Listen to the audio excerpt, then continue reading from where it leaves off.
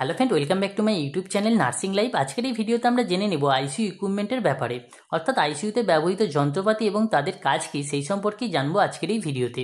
তাহলে চলুন ভিডিও শুরু করা যাক। এই লিস্টে ফার্স্ট ইকুইপমেন্ট বা ফার্স্ট উপকরণ হলো ভেন্টিলেটর। এর কাজ হলো provide artificial respiration for patient who can not breathe properly. তাহলে ভেন্টিলেটর মেশিনটি আইসিইউর ইমার্জেন্সি কন্ডিশনে ব্যবহার করা হয়ে থাকে।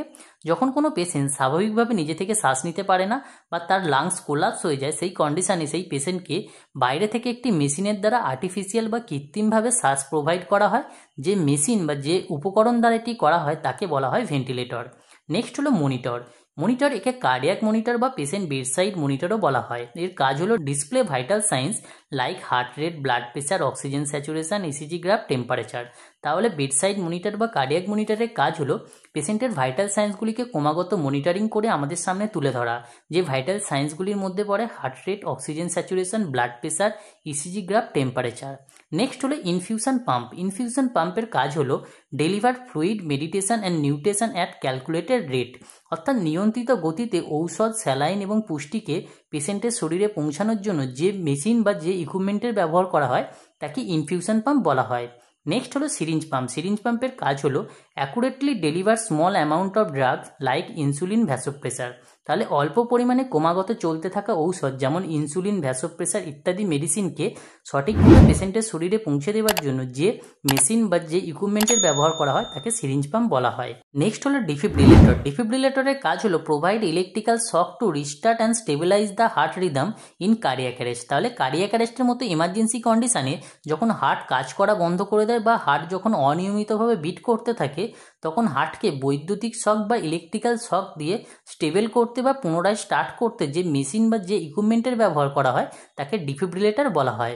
নেক্সট হলো ইসিজি মেশিন। ইসিজি মেশিনের কাজ হলো record electrical activity of the heart. তাহলে ইসিজি, যার ফুল ফর্ম হলো ইলেকট্রোকার্ডিওগ্রাম, এই মেশিনের দ্বারা আমরা আমাদের হার্টের ইলেকট্রিক্যাল অ্যাক্টিভিটিকে রেকর্ড করে থাকি, যার মাধ্যমে আমরা হার্টের ডিজিজ কন্ডিশনগুলিকে জানতে পারি, যে হার্ট ঠিকঠাক মতো কাজ করছে কিনা বা হার্টে কোথাও কোনো ব্লক আছে কিনা সেই সম্পর্কে জানার জন্য এই ইসিজি মেশিনের ইউজ করা হয়ে থাকে।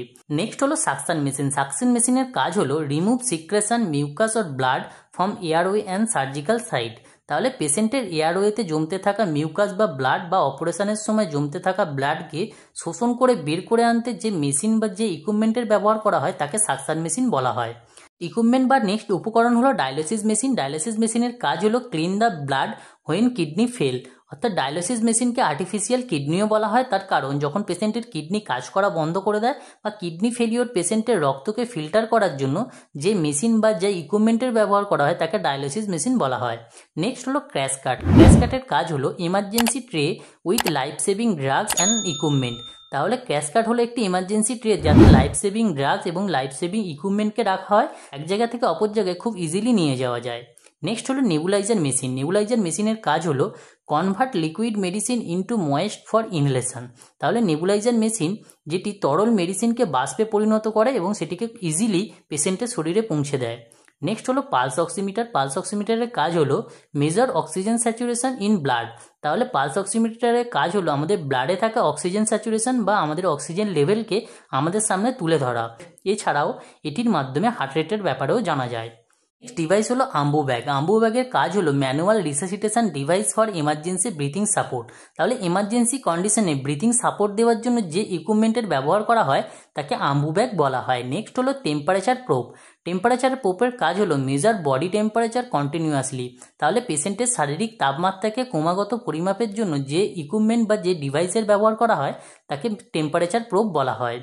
নেক্সট হলো এবিজি অ্যানালাইজার।